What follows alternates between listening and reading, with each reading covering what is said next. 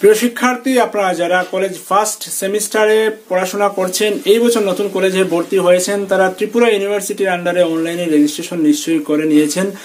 অনলাইনে রেজিস্ট্রেশনে আমরা দুটো ভিডিও দিয়েছিলাম, দুটো পর্বে রেজিস্ট্রেশন কিভাবে করতে হবে, তারপর কিভাবে ডকুমেন্টগুলো আপলোড করতে হবে, করে ফর্মটার প্রিন্ট আউট নিতে হবে। তারপরে অনেকের সমস্যা হচ্ছে প্রিন্ট আউট নিতে, তো প্রিন্ট আউট কিভাবে নেবেন সেটাও আজকে বলবো।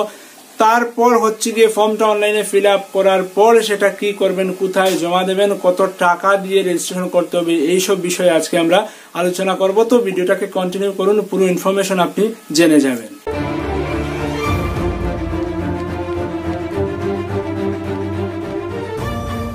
তো প্রথমেই বলছি, যারা ফর্মটাকে প্রিন্ট আউট নিতে পারছেন না তারা কি করবেন।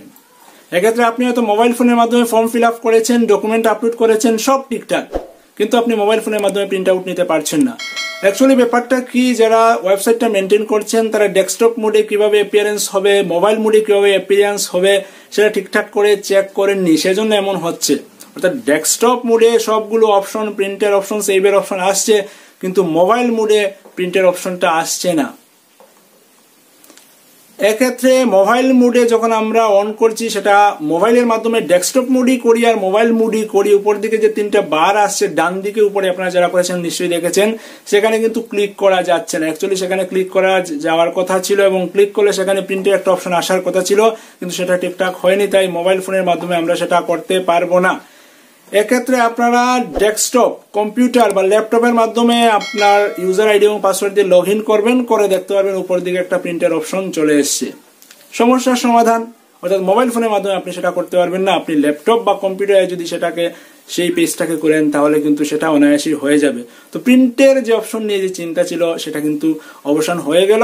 আপনি মোবাইল ফোনে করতে পারবেন না, ল্যাপটপে বা ডেস্কটপে করে নিতে হবে, তাহলে প্রিন্ট আউট হয়ে যাবে। তারপর হচ্ছে গিয়ে আমি ফর্মটাকে প্রিন্ট আউট করবো, করে কি করব।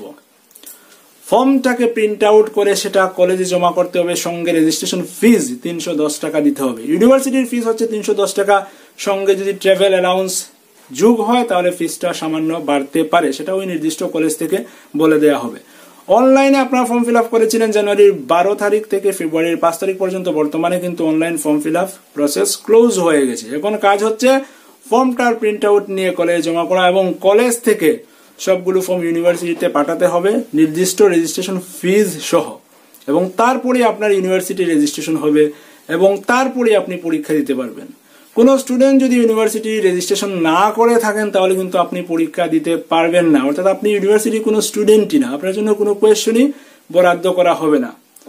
তো নিশ্চয়ই আপনারা করেছেন, কিভাবে করতে হবে সেটাও আমরা বলে দিয়েছিলাম, সেগুলো সাহায্য নিয়ে অনেকে করেছেন, অনেকে কমেন্ট করেছেন, অনেকে ফর্মে প্রিন্ট আউট নিতে পারছেন না বলছেন, অনেকে আমি ল্যাপটপে লগ ইন করে প্রিন্ট আউট করে পিডিএফ ফাইলটা সেন্ড করেছি।